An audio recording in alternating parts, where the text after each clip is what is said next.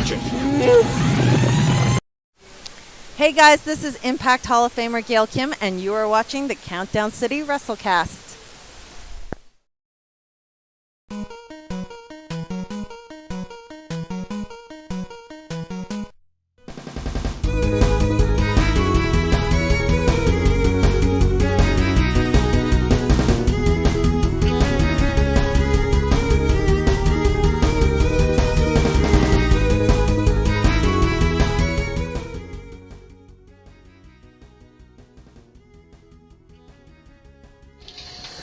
What's up, heels and baby faces? Welcome to another episode of the Countdown City WrestleCast. I'm your host, JC. Joining me, as always, is Tommy. I really wish we still had a blooper reel for this show, because you people just don't know what happens before the actual show starts. And hello. I was just explaining the X's and O's of the annexation of Puerto Rico, the trick play from the Little Giants, 1994. So I don't know what's so crazy about that, man. And over here we got Mike. What's up, guys? I'm Mike. We are heading headlong into 2022 Electric Boogaloo. The year just keeps going, and yeah. I'm sorry. I'm also work tired, so but I'll pull through. Yeah, I'm actually back in the office now, 3 days a week. It's we joke. I actually have to do work now, after 2 years of not doing it. But yeah, I will say, getting back into a cubicle and seeing my calendar still say March 2020. Ariella, what are you doing awake? Hi. Say hi real quick and go back to bed. Okay. Good night. Right. How did she show up right as the show started? I don't know, but you need to go. New Nacho? Is she the new saboteur? No. She's got her tablet in bed. She's like, the show starting. You got time to practice tomorrow. sabotage. Go say goodnight. Say goodnight. Little softball player. Mwah. Alrighty. Say goodnight. Looks like two of us have inspiration over our shoulder. Am I right? We do. Wow. Which, by the way, shout out to my wife's niece and her cousin Roxy, who is definitely her biggest softball inspiration. So getting to see her play at college her senior year was pretty awesome. And it's the first time. Go to bed. Go to bed. Good night. Okay, good night. Okay, bye. All right, and it was the first time she actually sat down and watched the game. Was asking questions. So, what do you need? Tell me, what is it? Okay. Now you're being shy. You can wait, I don't want to get us kicked off. All right. Not exactly like the song. Anyway, so yeah. So thank you, Rox, for being Audie's inspiration. She's killing it at third base, by the way. High five. Thank you. All right, go to sleep. Today we're going to be talking a bit about Impact Rebellion. This one's rebelling right now as we speak, actually, and talk a bit of wrestling news. But first, I'm going to turn the floor over to Mike and Tommy, which is appropriate because I need to get this one back to bed. Because you guys need to talk about your experience. I think it was a co-promoted show, Mission Pro and Hybrid, right? Yes. Hybrid School of Wrestling. It was technically more Mission Pro than anything, but it was Hybrid because they really do work with the Salvation Army a lot in town. Yeah. So that's why. So yeah. Okay. So it was co-promoted. Yeah. Nice. So you guys, I'm gonna step away real quick to get her back to bed, but talk about Mission Pro, how the show was, your experience. I mean, I know, Tom, you've been back to shows, but I think we're slowly getting back into things right as the pandemic ends. But how was Mission Pro? Yeah, go for it. And if you're watching along live in the chat along with them. So, and give me a few minutes. Go for it. So, Mike, you want to go first? I mean, sure. It was a blast. This is the first time I think, it's definitely live, that I saw pretty much the entire roster that wrestled outside of the Texas Treats, which was also really cool to see, knowing they just recently in the last year got back together and stuff. Both Marvel and Don Juan look great, but they do, yeah. The majority of women that were there for MPW put on great show. Like tons of names I've never heard of before, which is kind of cool because it gave me a whole new group of wrestlers to kind of find online and start looking at some of their stuff. There were two in an early match. Well, actually, it was the tag team championship match against the Renegade twins. I think it's Davina and Ava, who I'm not sure that they actually tagged a lot beforehand, but came out with not a best friends like this best friends type of gimmick, but more of like high school besties, Romy and Michelle, high school reunion almost type of thing. Hilarious. Really thought it was great. But yeah, just I mean, everyone setting up was real cool. Like there were tons of cool people in the crowd. Wound up sitting next to this guy, and I don't know if it's wife or girlfriend type thing, but and he was taking photos for the wrestling shows, and I just asked her toward the end. I was like, "Does he take photos for a website?" And she's like, "Oh, he just goes around to different wrestling shows, and they have him take pictures." And I was like, "Super cool." Yeah. But yeah. I do want to shout out. Hold on, because I keep forgetting the name. Guy I got obviously next to his name was Mike as well, and he's from the Evolution of Chaos podcast. He actually follows me on Twitter, and I want to shout them out. He was super nice. His daughter was having a blast. She was a huge she was a huge Renegade Twins fan, which I think was like the whole crowd. I was like, this was not the crowd for them to be heels. It really wasn't. No, it wasn't. They were way over. Just the guy in the Astros jersey, because that guy sounds like a face. No. That was the guy who wrestled. JP Harlow. I'm sorry, JC. The crowd was totally against him. I don't think the Astros gear helped. The crowd had it wrong. The guy comes out in the Astros jersey. Hashtag bang the can, bro. You live that shit up, bro. That's I told JC they did have a metal bucket. That's great. That's great. His manager.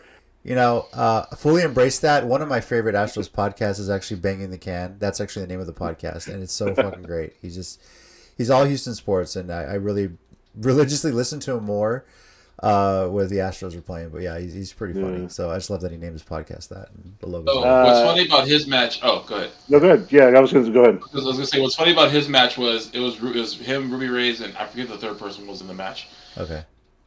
And he cheated to win, of course. But then Ruby Reyes walked past me. She said, "Move." I got up so fast because she tossed my chair in the ring, and I just kind of stood there. I was like, I'm good standing for the rest of the night. I legitimately don't care. So for what it's worth, Tommy had front row opposite me, and I was opposite him, kind of in the second row of like these two little rows they made on the corner. So I got to see Tommy interact with, we could go into a whole podcast. I'm sure you could, expressing how great it was to be back front row at a wrestling show and be able to interact nicely with all the people that are there wrestling. Do that. Well, see, part of that was just kind of like it was kind of supposed to happen because Devin Carter and Brandon Weiss, who teamed against the Texas Streets, Devin Carter, he's a hybrid guy, and he just recently really started getting in the ring. And he told me the other day, he said, every time I wrestle now, you're never like where I can interact with you, and I've been wanting to do that because everyone tells me how much fun that is, and like you never get to do it. And I was like, so when I got front row for this, they hadn't been announced yet. When I saw he was in attack, I was like, it was just Providence. That's what this is. So that was one reason why I amped it up for doing their match, because I was like, he's been waiting for this. He wants this experience. I can give this to him. So there you go. That's pretty funny. Beware what you ask for when it comes to Tom. With you, so. Also, I got to shout out to Ruby Reyes that you were talking about in that match, because she's from California. Kind of comes out as like, I don't want to. I guess I'll say it like a chola, like had chingosas across her gear. Cracked me up, dude. It was hilarious. It was great. That's like entirely her gimmick. So yeah, no, that's it. So, I am a diehard La Rosa Negra fan, as we talked about before we started recording. So anytime she's anywhere near Texas, I'm trying to go. Like the only reason I didn't go to the Conroe shows more often is because I didn't have the money. So, there's that too. But maybe I might make one now. But and that's always good to see her. I laughed at the main event only because Holly Dead is a foot taller than literally everyone else who was in the match with her. Okay, I'm going to save some stuff for my 1 minute warning because there's some things I want to share that I shared with Tommy, but I'm gonna save that for. Meow, meow, meow, meow, meow. Okay, we are live. Let me just make sure it's getting. Okay, we're good. Go. And then you drop the elbow, and that's how you do the most complicated and dangerous finisher, in wrestling. I've seen it done once. The guy who took it was in the hospital for weeks, but it's pretty crazy. But every time you tell this story, you add a different spin. Do you spin clockwise or counterclockwise? You never ever clarify that part. Well, it's a 1280. I did both. I mean, it's a 1280 shooting star elbow drop. I mean, how much more fucking dangerous can you get? But still, you gotta get. Yeah. I gotta see how the turn works. I'm asking anyway, every time. Apologies to everyone that the connection issues. If you're talented enough, you go both clockwise and counterclockwise in the same move. Fair enough. You have to get enough air. That's some of those creative finisher shit. Jesus Christ. Yes. It sounds like what you're up to. That all right. I know there's a good portion of that didn't get picked up on the stream. We apologize. Technical issues, right? So, but either way to say it, Mission Pro, Mike, thumbs up. That was your first Mission Pro show. Yeah, first Mission Pro was a great show. Yeah. Like I said, good to see the treats again for one thing. Just to reiterate, Holly Dead, amazing champion. Renegade Tins are really good. A lot of female talent was brought in, and a male talent too. But some I didn't know most of them, but everyone had great matches. It was a great show. I guess it's safe to say now that Thunder Rosa was there, even though on your local TNT affiliate, she was challenging Nyla Rose. Nyla Rose was challenging her, I should say, for her AEW Women's Championship. It was totally plausible. Is it happening again? Give me a second. Oh no! All right, now we're. Tommy, you're also slowing down or something, or like at least on mine. Yeah, you're freezing every now and then. I don't know if it's because of the stream or. Okay. Oh no, I think it's because of the stream because I'm right. good. We're good. Okay. Okay. Yeah, I think that's another plus is like. AW is like, yeah, we know it's taped. We know stuff. It happens. It's fine. I think they did that. So yeah. So they don't mind. Although she kind of joked about like, don't post these till tomorrow. Yeah. But like, at first she said that earlier in the show, and I was like, oh, but she took pictures with everybody. So I'm sure. Yeah, I mean, she had a line like she should. Yeah. I do want to point out, I totally didn't realize this until later when I got to meet her. Zoe Sky, who was in the main event, she's actually the current Shimmer Women's Champion. Oh wow! I don't know. I told because because I saw her name and that sounded familiar, but it wasn't until I went to her table and I saw a picture of her with the belt that I actually bought that picture, by the way. That I was like, that's who that is. But also the Renegade Twins. Another year. Household names of women's tag team because they're that good. They were at BOW recently at our last show, and didn't have to be the badasses the whole time, so they were just having fun, and they were hilarious. They tripped. They were playing Micah Madrid and Vicky Vento. They tripped Alex Morosos on top of them and pinned and he pinned them. It was like, so does that mean he's technically undefeated against them or what? So Alex has a few of those sneaky wins in his career. It's kind of cool. So true. Yeah. That guy. They're really funny and sweet when they want to be. I mean, that guy was there, and I love it that he does not give up on those 70 shirts. No. That dude. Never. No. That dude still looks amazing. Keep that going, man. Keep that going. Alex, miss you. Got to get out to a show again soon. Like I said, we were just out of town Easter weekend, but things are clearing up, and hopefully we're back out there soon. So. All right, a couple of bit of wrestling news to talk about before we get into Impact Rebellion. First off, I believe one of you guys shared on our group chat, Kushida made it clear that he is leaving WWE. Tommy is very happy with that news. Yes. What do you expect to see from Kushida going forward? Wrestle somewhere now. Yes. Actual wrestling? Yes. Where can we see him? At this point, doesn't it mean if you're not WWE, you can now wrestle everywhere? I mean, I feel like that's what AEW kind of did. It's like, okay, you can come sign the contract here, but as long as you tell us where you're going, Tony Khan's like, I kind of don't care. Yeah. As long as you let me know beforehand, sure, go ahead. Let him know about interviews. Yeah. Another thing I want to point out, Triple H did I guess was it a podcast or was it an I interview? think with Bleacher Report, It right? was Bleacher Report. Oh, The Athletic, right? Or the Athletic. Okay. Yeah, it was one of those. But he made some comments. I guess they asked him about his thoughts on some of the NXT talent, a good amount of it that he brought in, leaving for AEW when their contracts were up, or being released, whatnot. And I like what he had to say. Mike, you want to discuss it, but I'll go ahead and read the quote. He said, "If they have great gigs, I'm happy for them. I stay in touch with almost all of them. I like to think they came into us here. We taught them a lot, got them to a higher level where they learned how to do television, how to be professionals, and all that to be successful there. At some point, they might come back with us, or they might never because they don't fit our brand as well, but that's okay. They got us to certain places, and I'm thankful for that, and they're thankful for that. And they're off to different things. But that doesn't stop the train. People leave football games, move to different teams, football teams, move to different teams all the time, and it's great."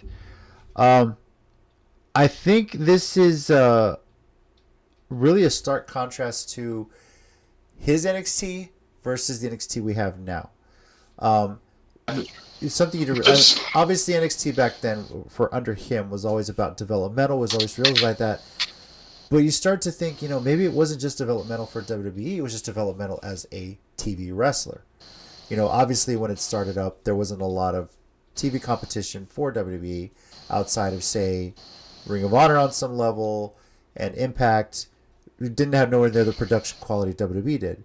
But then AEW comes along, and that's, they're on that level production-wise, you would think. Whereas this new NXT 2.0 that Vince McMahon has taken over is more, we're developing them to move them to the main roster. That's their plan, right? They're not going to use their real names. We're going to give them a different name, whatever. But I like... It's a stark contrast how it's run. Triple H is thinking about the wrestler. How do I make the wrestler better? How do I make this person better?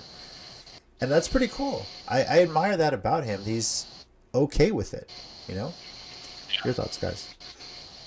Yeah. I mean, reading the quote, I know it probably wasn't meant this way, but it came across like a little humble brag. Is like, yeah, we brought him in, got him ready to be good TV wrestlers.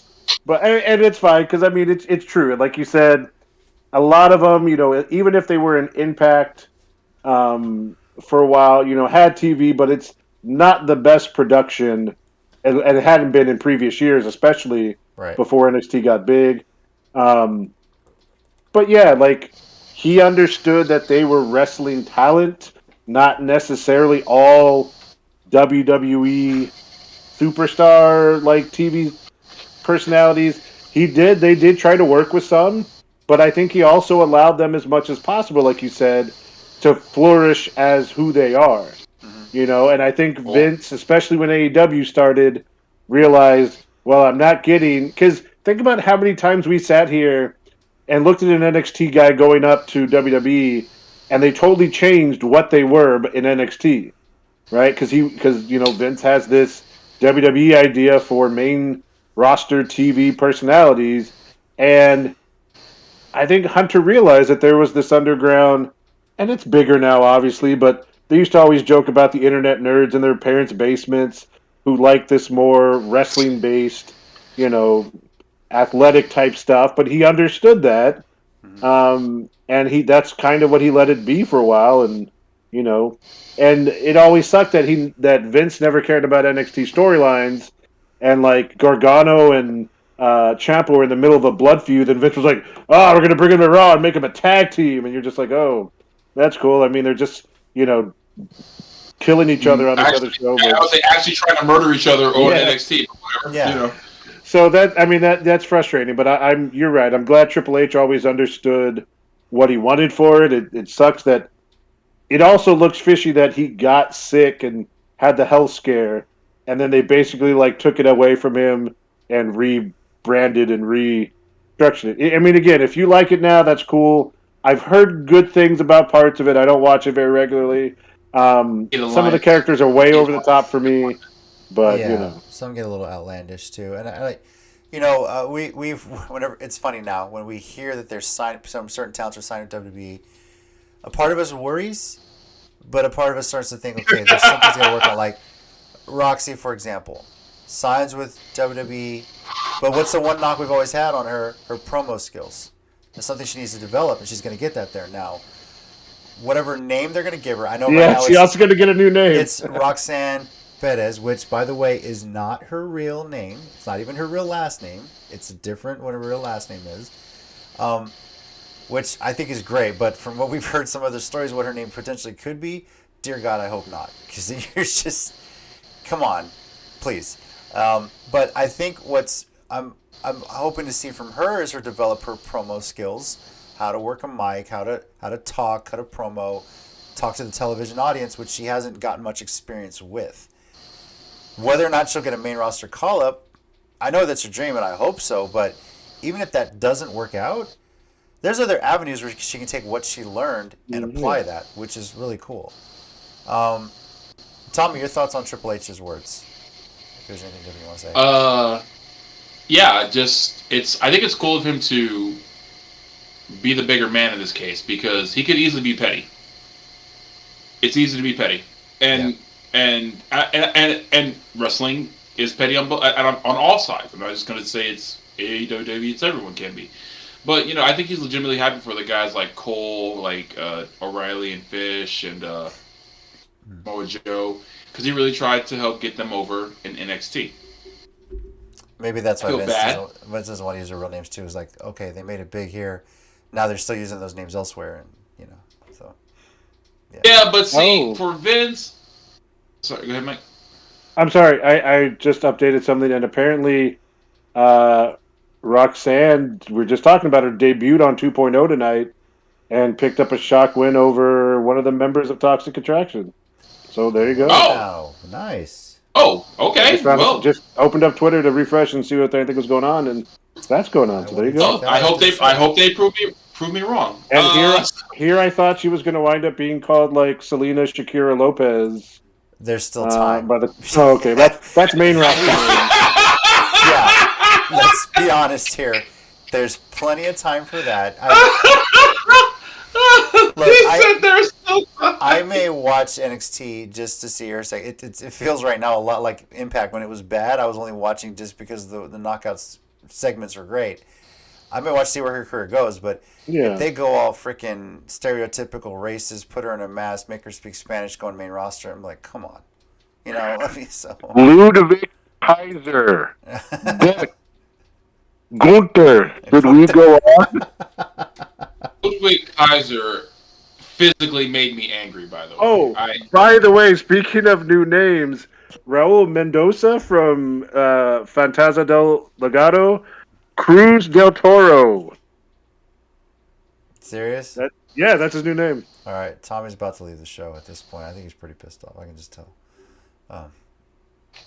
But back to Triple H. So yeah, back to Triple H. Sorry, I got depressed. What's missing in all this is that we need to say thank you to Triple H. Yeah, for the most part, and it's he saw something, he pitched it. He's told the story about how he pitched NXT, how he made it into something, and it's in a way it created a bit of competition within WWE itself. We always said, "Oh God, you got to follow what NXT just did on pay-per-view," Yeah, and in a way, it also gave birth to AEW on some level. To show there was still a market for that, and a lot of the talent we see has gone through the NXT ranks as well. So, remember the Bucks and Kenny almost went to WWE right before they started AEW. Very true. Yeah, contracts were up, so could have seen them on NXT, right? Mm-hmm. They would have been the old Bucks because they would have changed their name or something. The old Deer, whatever they want to call them, right? All right. Oh dear. I don't know. Vince would have come up with some bullshit, but yeah. He would have. No, you're right. We you're could right. do a show about all. You're the 100% right. I still want to call them the War Raiders. I think that's just. But see, here's the thing with Vince though. I feel like trying to change the names is like him learning nothing from when Scott Hall and Kevin Nash left. Mm-hmm. They were Diesel and Razor Ramon, and yes, they'll always be remembered partly for that. But when they left, they real names and were still over as hell because they were just that damn good at what they did. So changing a name is only helps so much. You And know. not only that. Oh, sorry. Go ahead, Mike. You might say what I'm going to say, but go ahead. Okay, I don't know. I was going to say one little thing that might be interesting too, because they did just report that he's literally sent out a memo like anyone who's using real or previous indie names is going to get changed so we can own it, so we could have all the copyrights. But Cody Rhodes, he's a big name, gets to be Cody Rhodes. If AEW stars, we talked about, not to kind of change the subject, but if they start coming over, is he going to change MJF? Is he not going to let him be Maxwell J. Friedman? Not make any Especially sense, those guys, those AEW guys who established themselves. Are you suddenly going to be like, oh, okay, well, you're known by this name. I'll let you keep it. The guys we develop, we're going to, it'd be interesting to see over the next couple of years how that plays How that out. loophole works, because if you're going by his logic, we have to change AJ Styles' name too. I mean, that's he's used that name everywhere prior to his WWE days, but he's got so over with it. Yeah.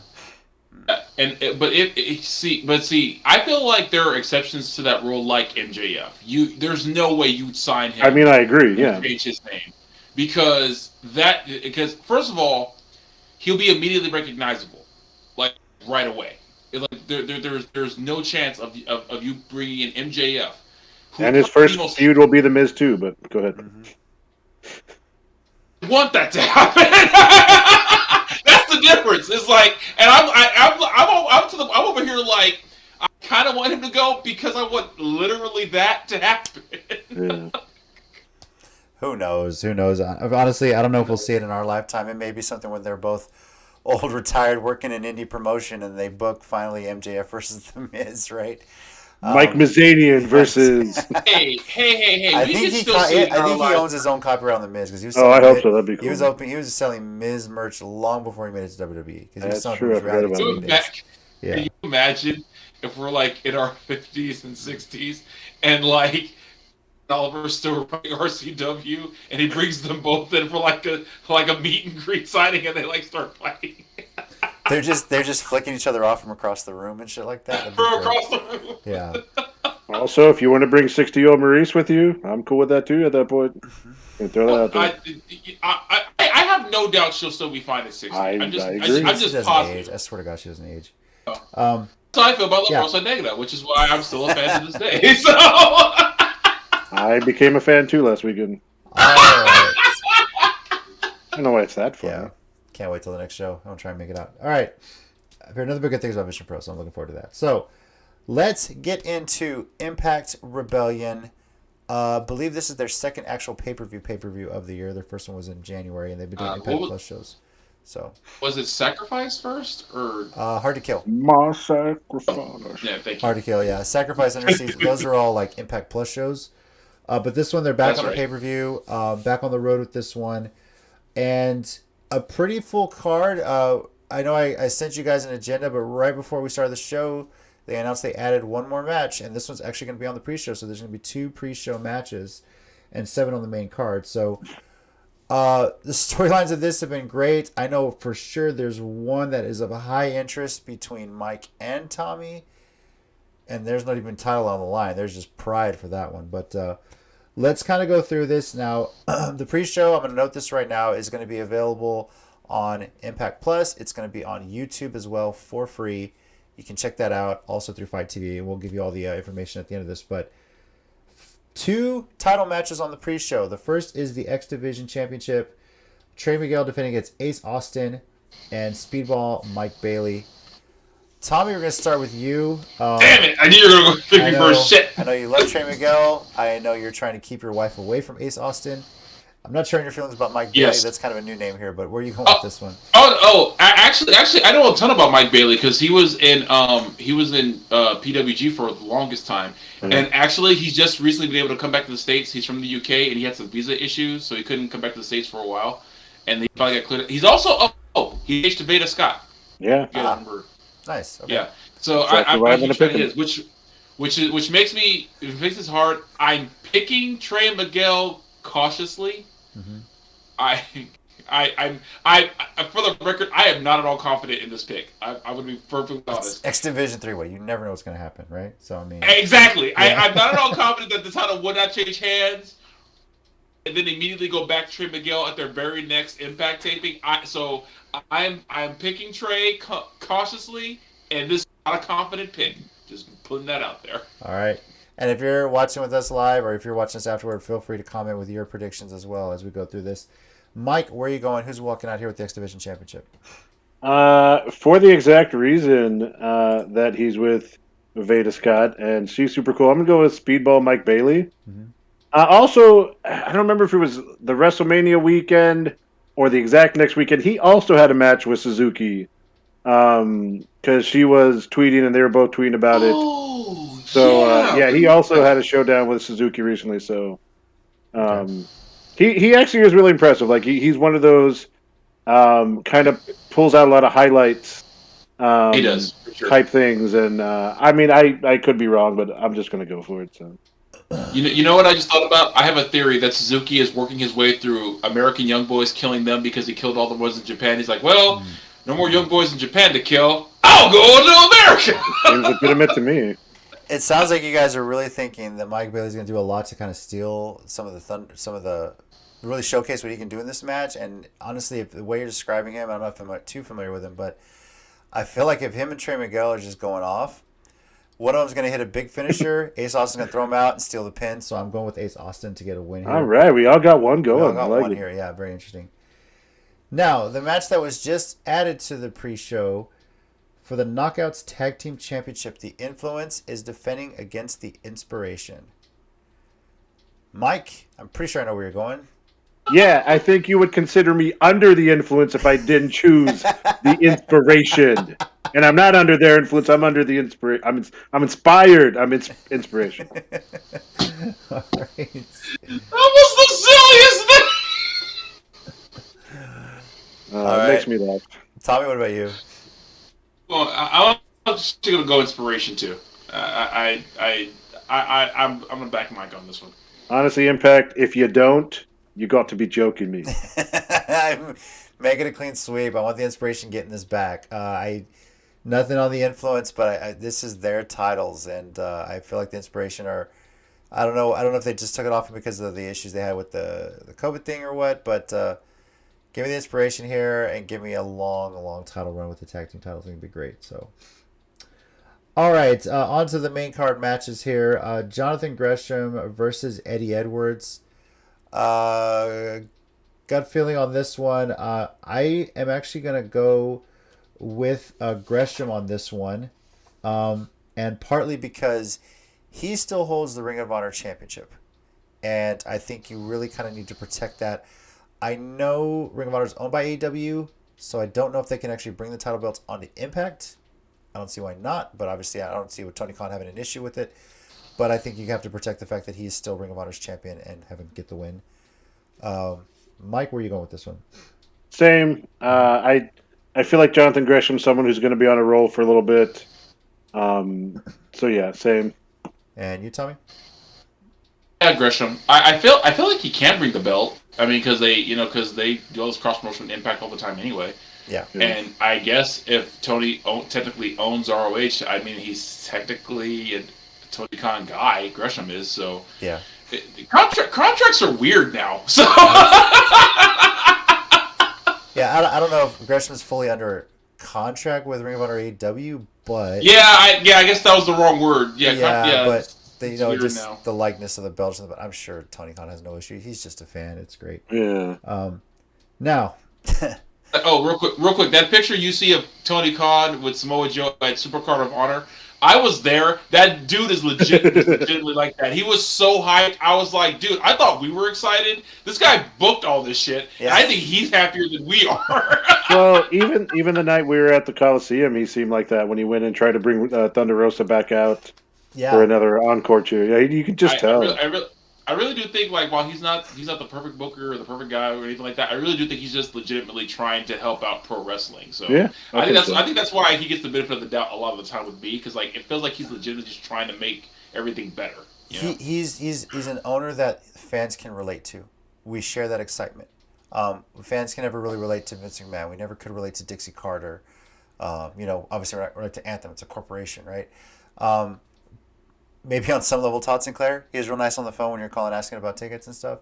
But I have to say, yeah, when you see Tony Khan out there getting all excited and everything, it's like, yeah, aside from the money he has, I can relate to this guy's excitement for pro wrestling, So, yeah. Now, I would love to someday be able to relate to the money he has. True. I probably Yes. will not, but I would love to be able to relate to What he's able to do in real life with his money, I used to do as a kid with my action figures. So, I mean, Yes. it's like the same thing. That's the best analogy that I could possibly think of. Well done, Yep. sir. or on the video game, we kind of finally could afford those in N64, right? All right. Yeah. A match that might spark an argument here on the WrestleCast. Jonah against Tomohiro Ishii. I think I know where each of you guys is going. I'm just going to call it out here right now. So, Mike, I'm pretty sure you're going with Jonah. Yeah, definitely. And Tommy, I'm pretty sure is going with Tomohiro Ishii. So, I'm going to allow you guys to go back and forth here and try and convince me why your guy is going to beat the other guy. Mike will go first and see if this influences. That's not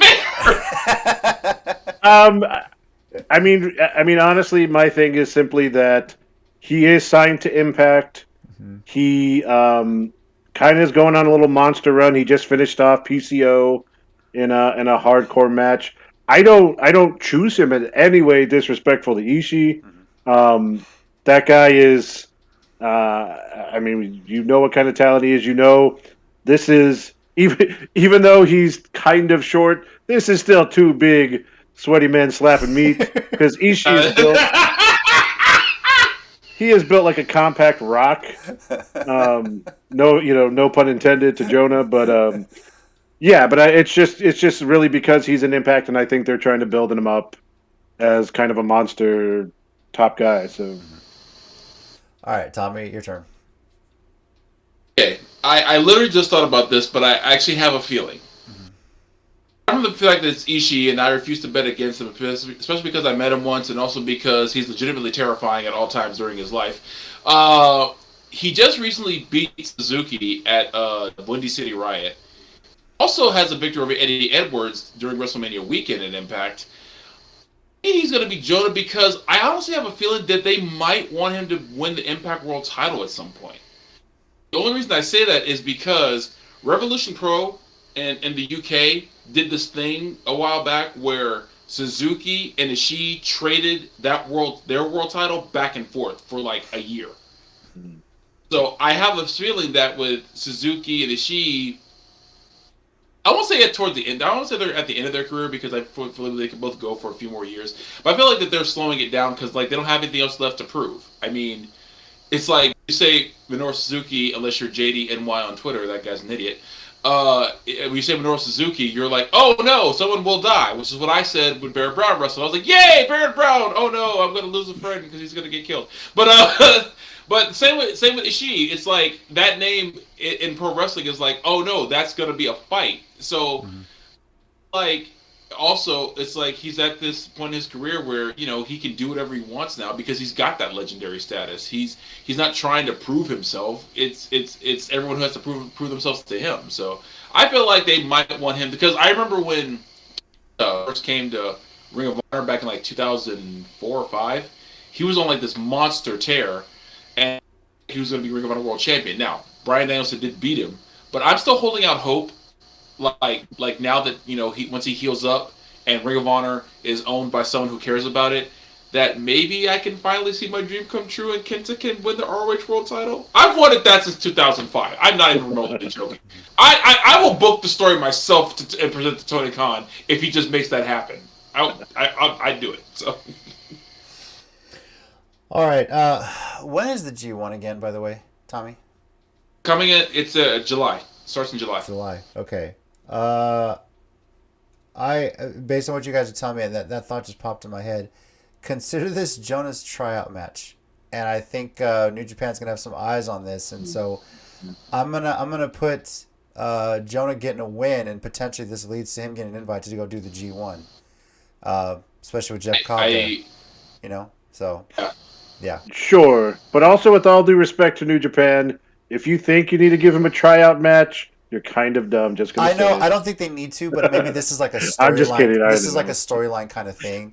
Like maybe she I says, I or invites him, or you need to bring this I guy mean, in. no, I'm just kidding. Yeah. So do know that Eddie Kingston and Brian Danielson both said they wanted it on the G1 too, which I'm like, please God, Could you please, imagine if they please. expanded it to like include a more like American bracket or I mean, whatever they call why them? why Like, why not do a New Japan US and New Japan groups, kind of thing. Well, they have the New Japan USA Cup because that's how they crowned the number one contender for Kenta to yeah, challenge John Moxley for the US title in the first place. I think they hadn't brought it back because still the pandemic and they were just trying to keep the shows going and not really worry about having to schedule that and someone getting sick and everything. right. But they could do that now. You never Yeah. know. So I'm holding out hope because they really are trying to expand the across the world brand, like with especially like even like in New Zealand, they're trying to get stuff going over there. So I'm holding out hope that all that could still happen. I just really think the pandemic, like for everyone, because I think people keep forgetting that it stalled everything. I think they had a lot of plans that they were going to initiate like in 2020, and the world turned off. So let's see if they get back into it. So I'm going with Joan on that one. Final of the non-title matches: Chris Sabin versus Jay White versus Steve Macklin. Good lord. Uh, Yeah. Tommy, what do you got? did that Chris J. Steve? I'm going Chris J. Macklin. That's what I'm picking.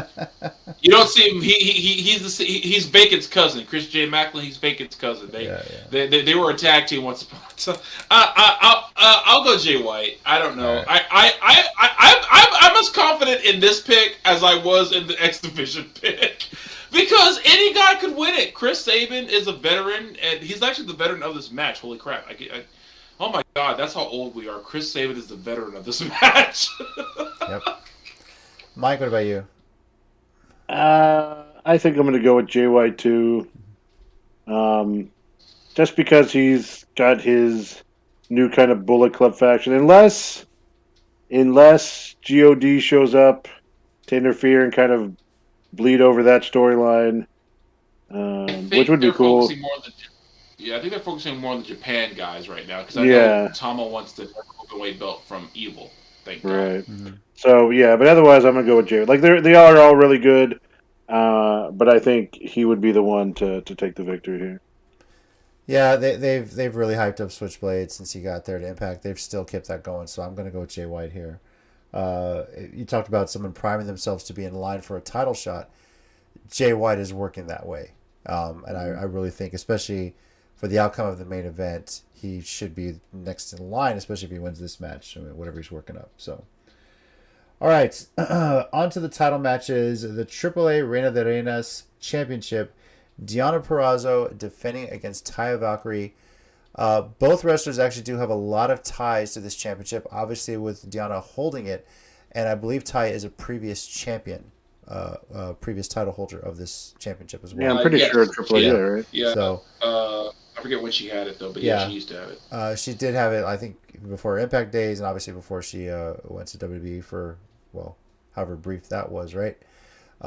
I honestly compare. And okay, look, wait, look.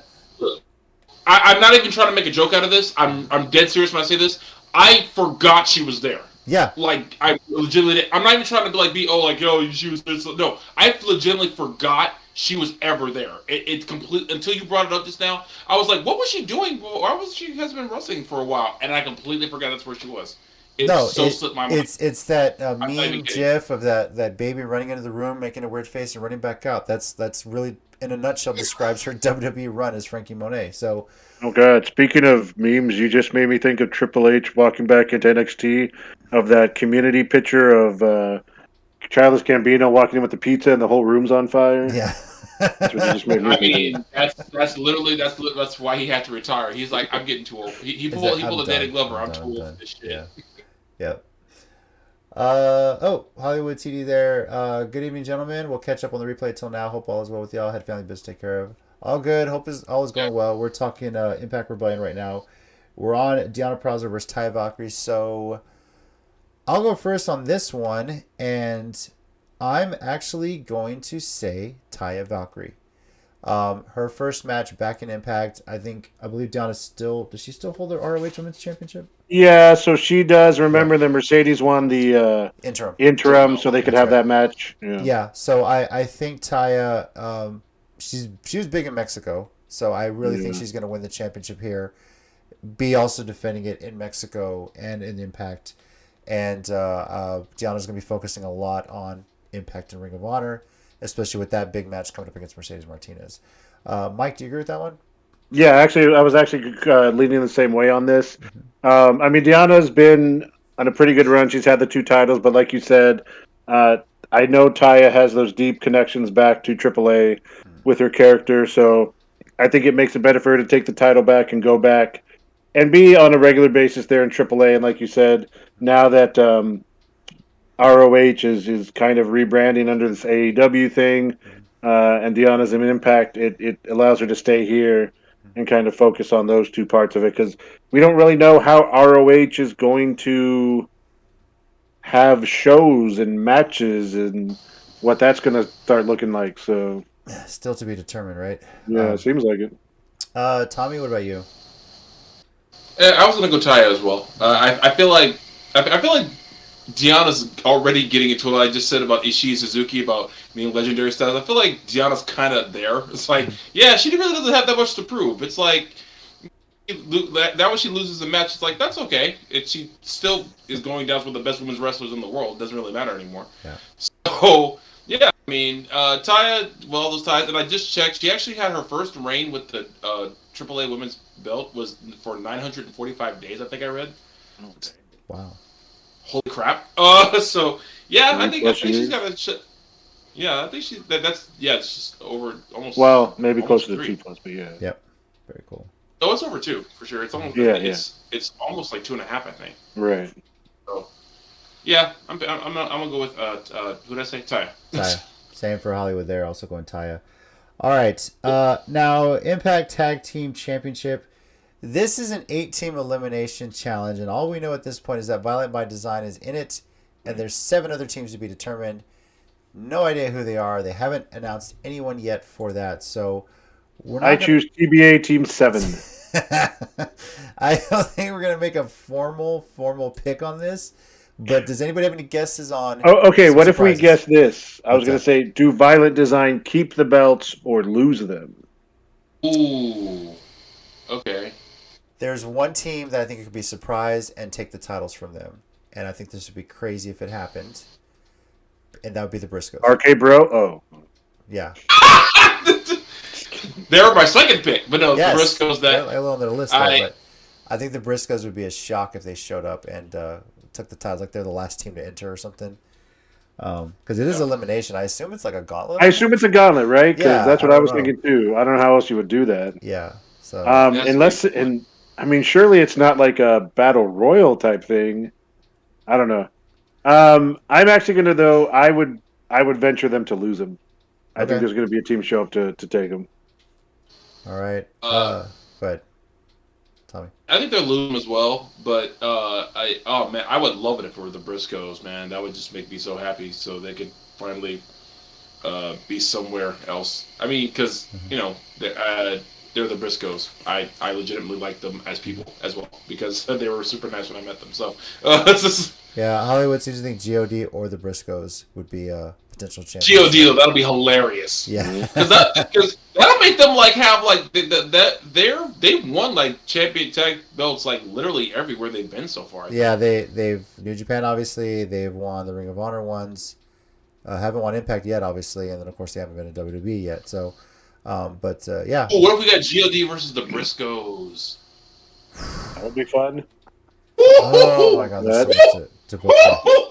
Oh yeah, baby. Yeah. Yep. Yep.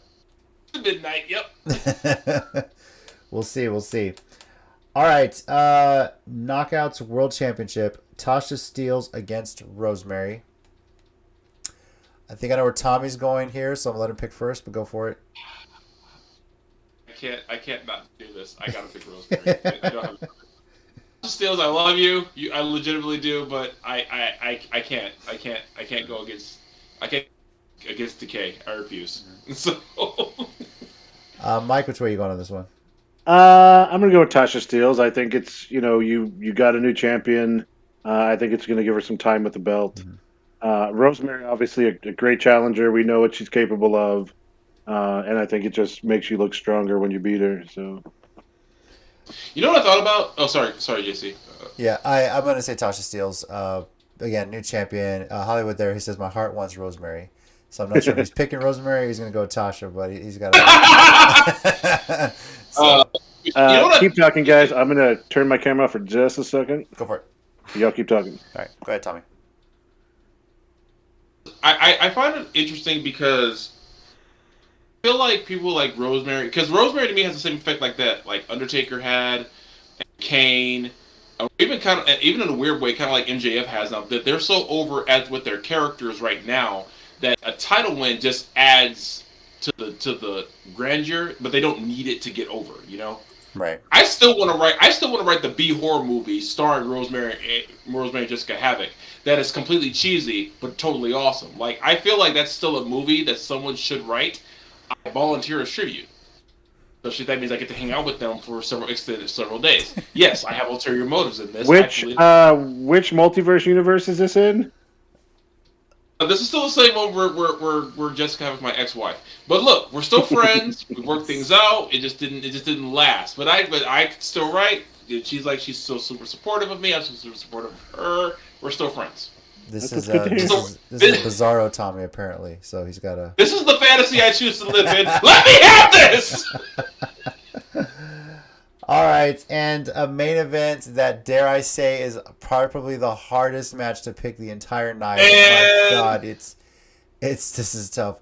Moose defending against Josh Alexander, the long-awaited rematch ever since Moose did the cash-in while Josh's family was still in the ring celebrating his title victory. Go ahead, Tommy. You know, I've been stressing about this pick since 2 weeks ago when we were getting ready for the show. I've been stressing about this pick. Second thing, did you see a video where he actually speared Jade Chung, his wife, at an indie show?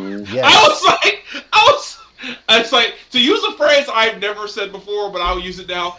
Moose is on straight demon time with this ish, man. It's like, bro. Look, I saw that and I was like, dude, Moose is really establishing himself as a full one of the better heels in wrestling right now. I know everyone talks about MJF and everything he does and his mic work and all that, but God, Moose has shown up spearing people's families at indie shows when you don't expect it. It's like I was like, this man would have kicked his child if he could legally get away with it.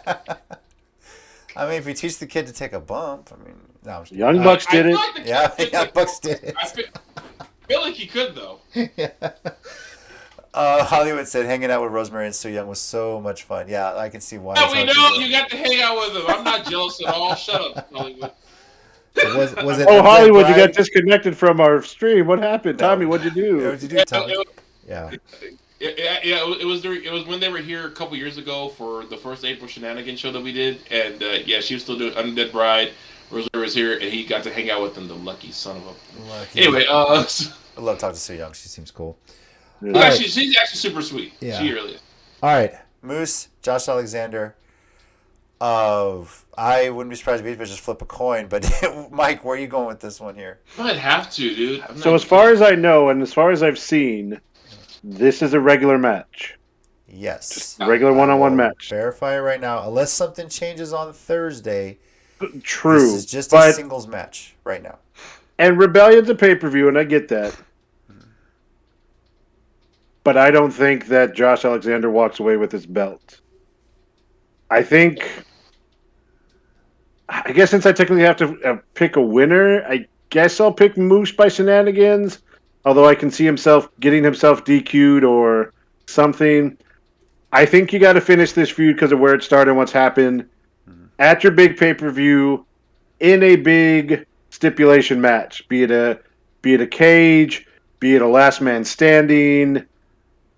I think it needs a big thing for him to come back. I know he lost the title because of that obvious turn, and then he had the visa issues for a little bit not too long after that. Or the contract issues, whatever it was. But I just don't feel like Rebellion's where you end this story with him getting the belt. All right. Tommy? That's me. Okay. I just glanced down. I saw Hollywood's comment, and I think about what Mike said too.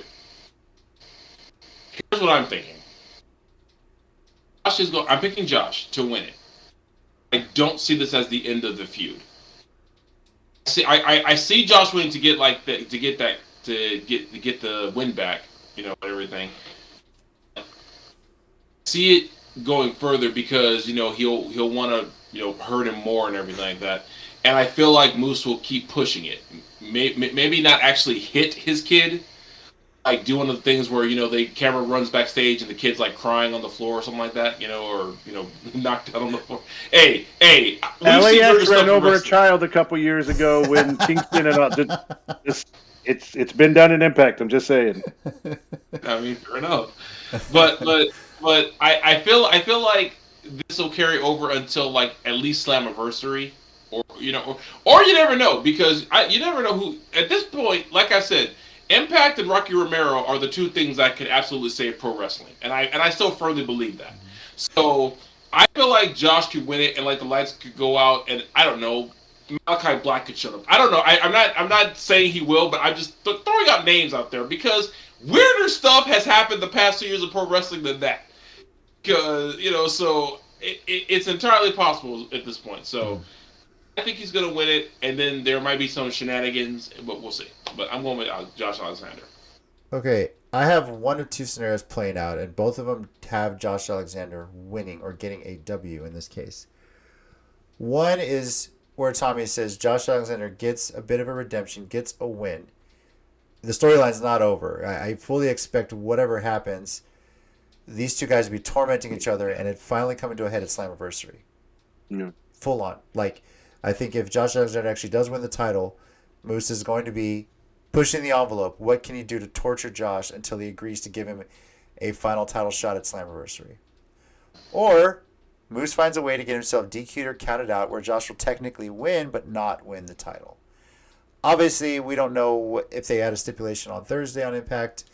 I don't read spoilers for tapings. I wait to see it and see what happens. So I'm picking Josh to get a W one of those two ways. Now, I say that, and I said earlier in the show, I think they're priming Jay White to make a title run.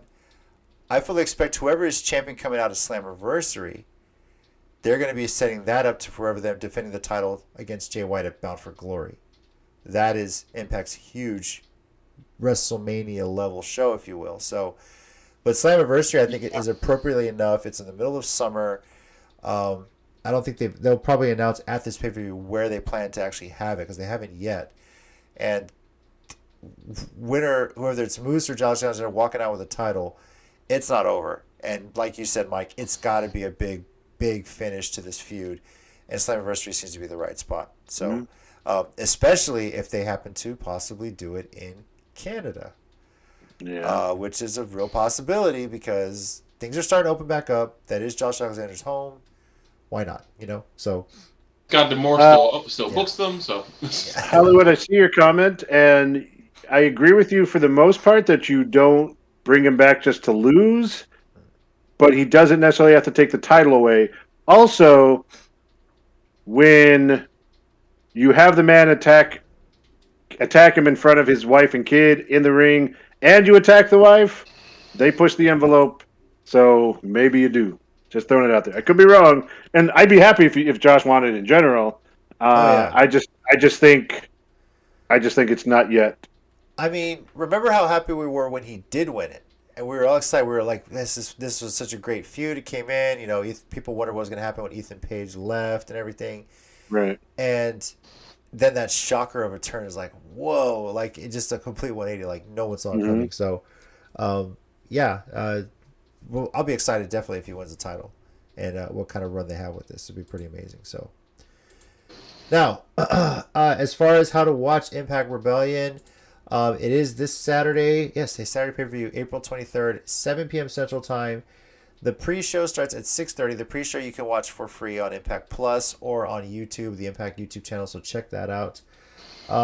It is taking place at the Mid-Hudson Civic Center in Poughkeepsie, New York, and is available on Fight TV, the Fight TV app, or on ppv.com for the great pay-per-view price of $40. So I believe also if you buy it on Fight TV or ppv.com, pay-per-view.com if you will, you can just watch the pre-show there. So 2 matches on the pre-show. They've been advertised that it's only a 30-minute pre-show, so they're going to have a couple matches in there and then get into the main card.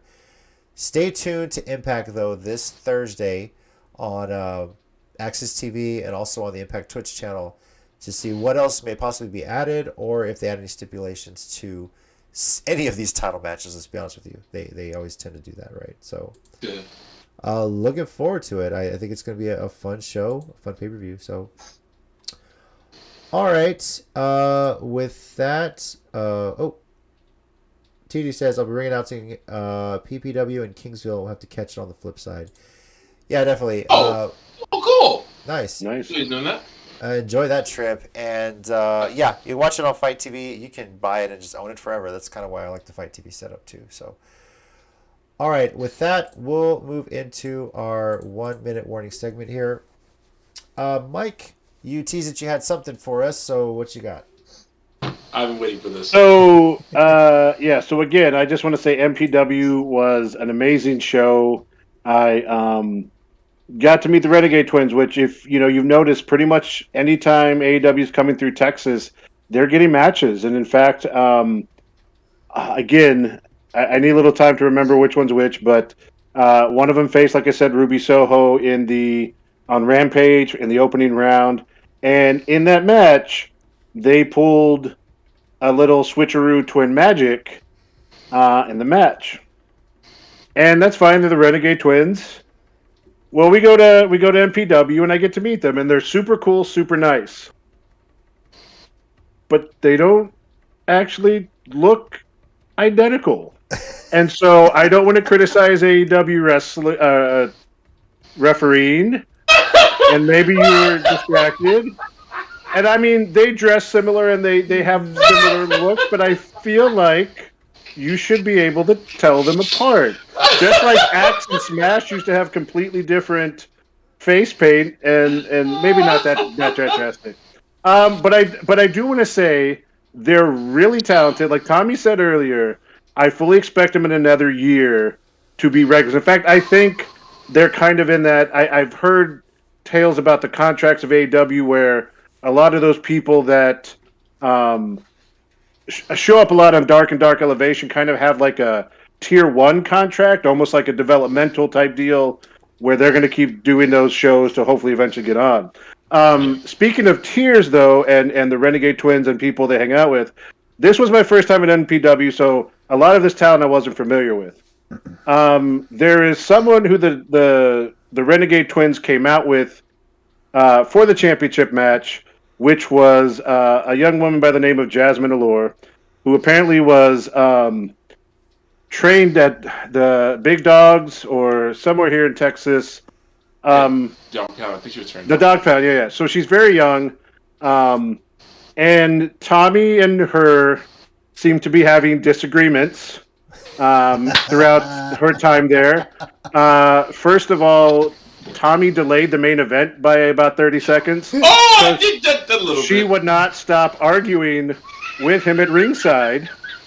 Then after the show, I went to go get a 8x10 and an autograph, and Tommy's harassing me and her while I'm trying to get this autograph. He's like, "Why are you paying for that, Mike? Why are you paying for that? You would actually pay for that?" And look, Tommy, I tell you, anytime we're at the same wrestling show, you get into it with someone, I got your back. But, I just don't understand why you think that she is so... they were chanting volunteer at her. She is clearly top-tier talent. I can't believe I don't know why you just did that to me. Following her social media, I think she clearly deserves a one-on-one title match with Holidead. She keeps being put in these multi-person, having to go through obstacles. She's just a hard-working young Texan trying to make it in the wrestling biz, and I don't know why you harass her so much. I love Holodead. She's great. But I don't know why this one. So as much as you thought that the crowd JC was wrong for harassing JP Harlow in the Astros jersey, I kind of think they're wrong for harassing Jazmin and not admitting that she's top tier. So I don't know why that is. And Hollywood says, unless it's Lance Archer / Point. You know what? I have no friends. I need to accept that I do not. Yeah, you know what? No. I'll tell you what, Tommy. If it's Lance, that's not a bad way to go out. We've talked about this. I'll go with you. If Lance, hey, look, if he could put me over his shoulders and hit his finisher on me, then that boy deserves everything he gets. So, all I'm gonna say. First of all, Hollywood says he agrees with you. He loves the Renegade Twins, and then Jason PS3 just jumped in. We that attitude? Hell no. I don't know if he's agreeing. You're talking about Jazmin Allure. Yeah, but well, I'm gonna say what I heard there at the end is that with that attitude, with that attitude, yeah. What I heard at the end there was Micah saying, "Tommy, I have your back," but it's like way back when it comes to. No, I get it. So, I mean, Tommy, I shouldn't have to have your back against a 22-year-old young wrestler just trying to get a start in the business. First of all, let's be clear here. Let's be clear. She could probably legitimately whoop my ass. I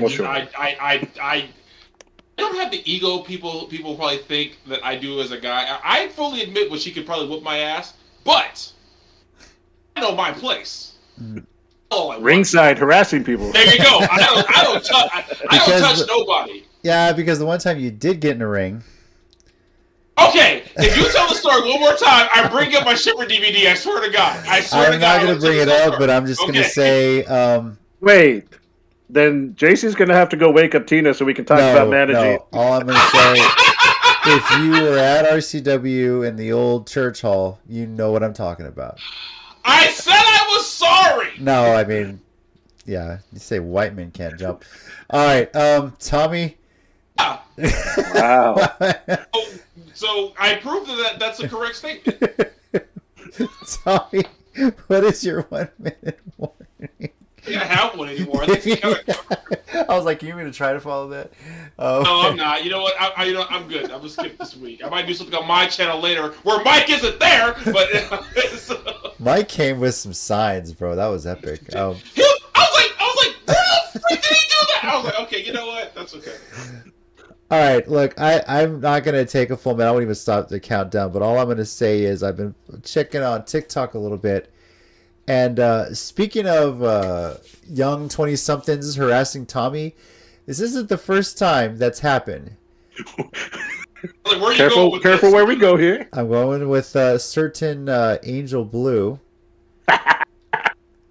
who retired within the last year, but has been getting a little bit of ring work again. Seen it on TikTok. Her and her boyfriend Bear Brown, of course. So come back. Where do all these people come from on the chat, and why do they come just in time to roast me? What the? I guess they heard what Tom Michael said. I'm starting to get offended that everyone shows up in the chat just to roast me. I'm gonna assume in all fairness, was like, hey, check this out. You got to get on here. In all fairness, Tommy, if they're in the Texas wrestling community, there's probably a line of wrestlers out the door that is going to come to roast you. May I remind you, Tommy is a BAN, was made in your honor. Just throwing it out there. Jason says she needs to beat Genocide to convince me she's deserved a title shot. That's what Jason said. I'm talking. Look, Jason, I'm new to this. This was my first show. I just felt there was undue harassment, and she was clearly talented enough. People were calling her volunteer talent, low tier. They called her mid. I just felt it was very offensive, and Tommy was harassing her, wouldn't let the main event start. That's pulls that side again, isn't he? He's holding it. I mean, Angel Blue, by the way, this is also for Angel Blue. Definitely for Angel Blue. Up tier 2. Let me kind of go. Hollywood says. Yeah, sorry, I know you were. Hollywood says Charlie Haas, which I remember that too. With Tommy, I'm Angel Blue. If you're getting back in there, we've interviewed before on the show. I hope so. You know, never say never in wrestling, but even if you're just getting there just because you miss it, hey. Not looking bad. You're looking great. It's slowly progressing, and I hope that your body's healed up enough. You had such a major surgery. Richie Garcia. First of all, Richie is having a feud with my son, not necessarily Tommy. We can talk about that, and I'll share a story. Richie's taking on all the fans of Texas. Yeah. And BOW proved that. So Yeah, but I don't know how fair it is. Jay's already taller than he is, so I mean, it's so true. At 5 years old, if you guys don't know that this shot's story, fired. Yeah, it was a hybrid show. We took my son to his first wrestling show. He's all into it. And at the exact moment it gets quiet, my son yells, "How did you like that, Richie?" And Richie stops, turns around, sees who the hell is calling me out. It's my 2-year-old son at the time. And my son's so proud. I was helping with the camera.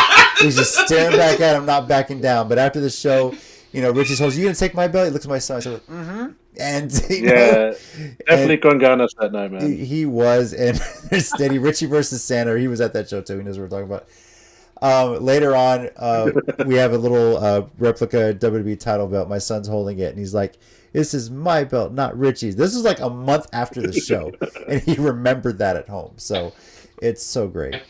Yeah, I feel like that was probably while your favorite proud father moment. That was probably Richie's favorite wrestling fan moment so far. He's like, I got a 2-year-old to boo me. I'm doing something right with my life. I loved it. I'll say real quick about Angel Blue. I know I saw her during the weekend in Dallas. Of course, she was there for Barrett's match with Suzuki.